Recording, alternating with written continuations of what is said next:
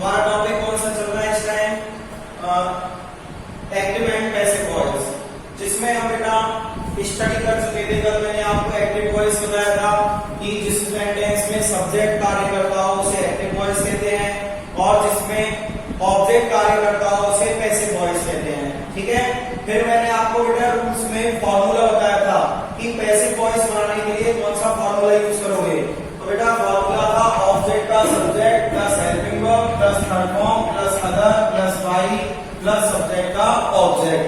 इसके अलावा मैंने बताया था पैसिव वॉइस में हमेशा थर्ड फॉर्म का यूज करेंगे, और बेटा ऑब्जेक्ट का लिखा होगा मेन वर्ब के बाद।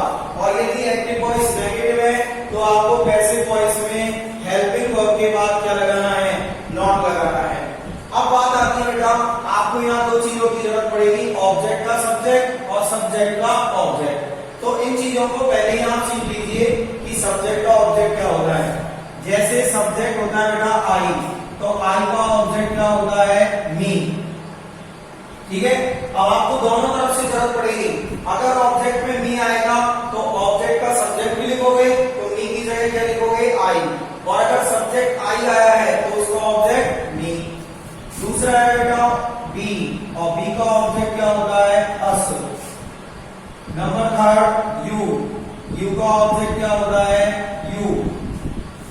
नंबर फोर ही, ही का ऑब्जेक्ट क्या होता है बेटा? हिम। नेक्स्ट सी, सी का ऑब्जेक्ट होता है बेटा हर। दे, दे का ऑब्जेक्ट क्या होता है बेटा? देम। और लास्ट आएगा बेटा नेम। अगर मान लो किसी का नाम आ जाए तो उसका ऑब्जेक्ट भी क्या होगा? उसका नाम। तो बेटा ये है सब्जेक्ट और ऑब्जेक्ट। ठीक है, तो ये आपको जरूरत पड़ेगी, इसलिए मैंने लिखवा दिए हैं। आई का ऑब्जेक्ट है मी, बी का ऑब्जेक्ट है अस, यू का ऑब्जेक्ट यू, ही का ऑब्जेक्ट हिम, सी का ऑब्जेक्ट हर, दे का ऑब्जेक्ट है, और किसी का नाम आ जाए तो उसका ऑब्जेक्ट भी क्या होता है? उसी का नाम। ठीक है बेटा, तो अब हम स्टार्ट करते हैं बेटा एक्टिव वॉइस को पैसिव वॉइस में चेंज करना। ठीक है, उसके लिए बेटा आपको टेंसेस के रूल्स पढ़ने हैं। टेंस के तो देखिए rule number first, rule number first form या फिर एस या एस या फिर डूडल प्लस फर्स्ट फॉर्म। अगर मान लीजिए इनमें से कुछ भी आ जाए तो आपको बेटा क्या यूज करना है? Is am are plus third form.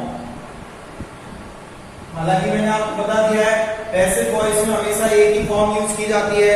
कौन सी फॉर्म? Third form. लेकिन फिर भी मैं इनके साथ लिखता चलूंगा। देखिए एक्टिव वॉइस में क्या आएगा?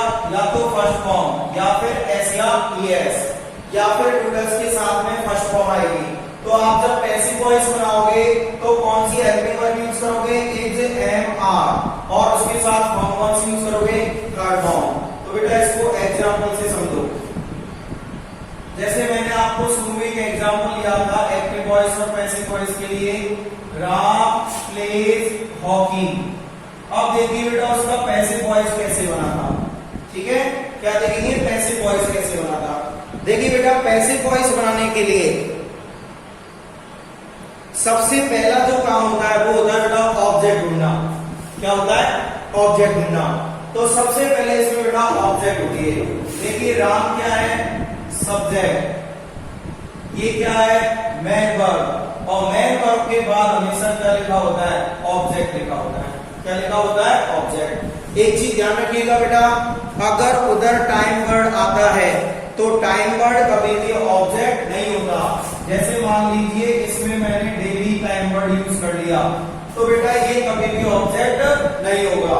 तो ध्यान रखिए टाइम वर्ड कभी भी ऑब्जेक्ट नहीं होता है। अब देखिए बेटा इसको चेंज करेंगे तो हम फॉर्मूले के अकॉर्डिंग करेंगे। ऑब्जेक्ट का सब्जेक्ट, क्या लिखा हुआ है? ऑब्जेक्ट का सब्जेक्ट। ऑब्जेक्ट कौन सा है? हॉकी। अब बेटा एक बात बताओ, हॉकी का सब्जेक्ट क्या होगा? हॉकी होगा। तो बेटा हॉकी का सब्जेक्ट क्या हो गया? हॉकी। ठीक है, उसके उसके बाद क्या लिख रहा है बेटा, हेल्पिंग वर्ब। कोई हेल्पिंग वर्ब दी हुई है? नहीं दी हुई, लेकिन बेटा वो एक पहचान दे रखी है। फर्स्ट फॉर्म में क्या लग रहा है, एस। अब देखना यहाँ पे रूल क्या था, फर्स्ट फॉर्म आ जाए और उसमें ऐसे ही एस लगा आ जाए, तो पैसिव वॉइस में हेल्पिंग वर्ब कौन सी यूज करोगे, इज, एम, आर। तो बेटा हॉकी एक वचन है, क्या आ जाएगा, इज आ जाएगा। ठीक है, दोबारा समझिए, फर्स्ट फॉर्म में क्या लग रहा है, एस या ईएस। फर्स्ट फॉर्म में एस या ईएस आने पर हेल्पिंग वर्ब कौन सी यूज करनी है, is, am, are. Is, am, are के बाद क्या यूज करना है, थर्ड फॉर्म। तो बेटा प्ले की थर्ड फॉर्म क्या होती है, प्ले होती है। क्या होती है, प्ले। उसके बाद लिखा हुआ है बेटा अदर। अदर का मतलब है जो लास्ट में बचा हुआ है। क्या बचा हुआ है, डेली। उसके बाद देखिए यहाँ पे क्या लिख रहा है, बाई। बाई लिख दिया। सब्जेक्ट का ऑब्जेक्ट, सब्जेक्ट कौन सा है बेटा, राम। राम का मतलब किसी का नाम दिया हुआ है, और आपको अभी अभी बताया है किसी का नाम दिया हुआ हो तो उसका ऑब्जेक्ट भी क्या होता है, उसका नाम ही होता है। ठीक है बेटा, तो इस तरीके से इसका पैसिव वॉइस बन जाएगा। एक और एग्जांपल देखिए, I take tea in the morning. I take tea in the morning. तो बेटा सबसे पहला काम क्या होता है, ऑब्जेक्ट ढूंढना।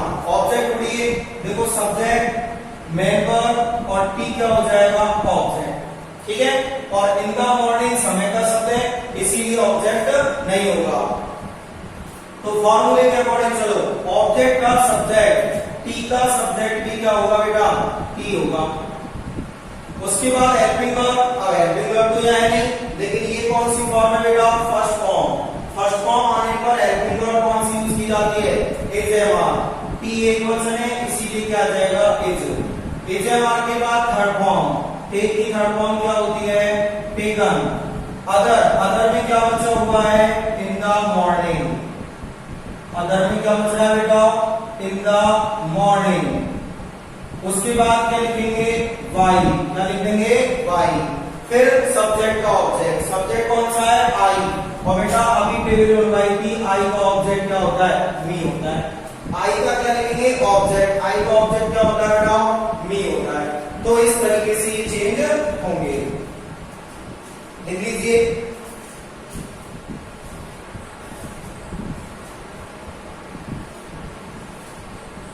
और देखिए बेटा एग्जांपल,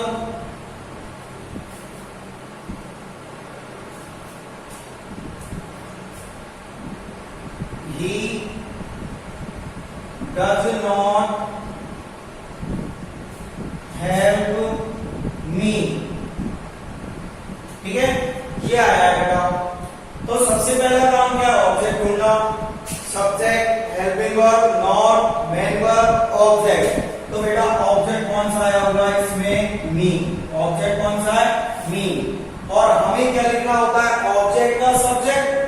ध्यान रखिए क्या लिखना होता है, ऑब्जेक्ट का सब्जेक्ट। तो मी ऑब्जेक्ट है, तो उसका क्या लिखेंगे बेटा, सब्जेक्ट। और मी का सब्जेक्ट क्या होता है, आई होता है। मी का सब्जेक्ट क्या होता है, आई। तो मी का हमने क्या लिख दिया बेटा, सब्जेक्ट लिख दिया। उसके बाद हम हेल्पिंग वर्ब कौन सी आई हुई है, डज। देखना डू, डज और फर्स्ट फॉर्म आने पर क्या लिखा जाता है, इज, एम, आर और थर्ड फॉर्म। तो बेटा डज किसमें चेंज हो जाएगा, इज, एम, आर में। आई के साथ क्या यूज होगा, एम। क्या यूज होगा, एम। अब देखना इसमें हेल्पिंग वर्ब के बाद क्या लग रहा है, नॉट। तो हम भी हेल्पिंग वर्ब के बाद क्या यूज करेंगे, पहले नॉट। उसके बाद थर्ड फॉर्म, हेल्प की थर्ड फॉर्म क्या होगी बेटा, हेल्प होगी। क्या होगी, हेल्प। उसके बाद अदर में कुछ है नहीं, क्या लिखेंगे, वाई। वाई के बाद लिखा जाता है सब्जेक्ट का ऑब्जेक्ट। सब्जेक्ट कौन सा है, ही। और ही का क्या लिखोगे, ऑब्जेक्ट। ही का ऑब्जेक्ट क्या होता है बेटा, हिम होता है। ही का ऑब्जेक्ट क्या होता है, हिम। तो इस तरीके से इनका पैसिव वॉइस बनेगा। ठीक है, एक और एग्जांपल देख लीजिए वाली, आई डू नॉट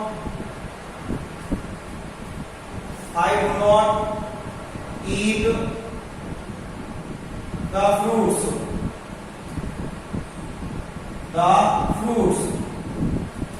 देखिए बेटा ऑब्जेक्ट निकालिए। कौन सा है इसमें? The fruits. तो सबसे पहले ऑब्जेक्ट का सब्जेक्ट, ऑब्जेक्ट है द फ्रूट्स, तो इसका सब्जेक्ट भी क्या बनेगा? The fruits. सब्जेक्ट भी क्या होगा इसका? The fruits. अब हेल्पिंग वर्ब पे आ जाइए, डू। डू डज आने पर क्या लगाया जाता है? Is A R. फ्रूट्स बहुवचन है इसीलिए क्या आ जाएगा? आर। यहां हेल्पिंग वर्ब के बाद नॉट है तो यहां भी क्या लगा देंगे? नॉट। ईट की थर्ड फॉर्म क्या होती है? ईटन। अदर में कुछ है नहीं, क्या लिख देंगे? बाई। और लास्ट में लिखा जाता है सब्जेक्ट का ऑब्जेक्ट। सब्जेक्ट है आई, जिसका ऑब्जेक्ट क्या होगा बेटा? मी। तो इस तरीके से चेंज होंगे। तो बेटा आपके आए होंगे समझ में। फिर मैं आपको क्वेश्चन सेंड करूंगा, आपने चेंज करके सेंड करिएगा, ठीक है बेटा?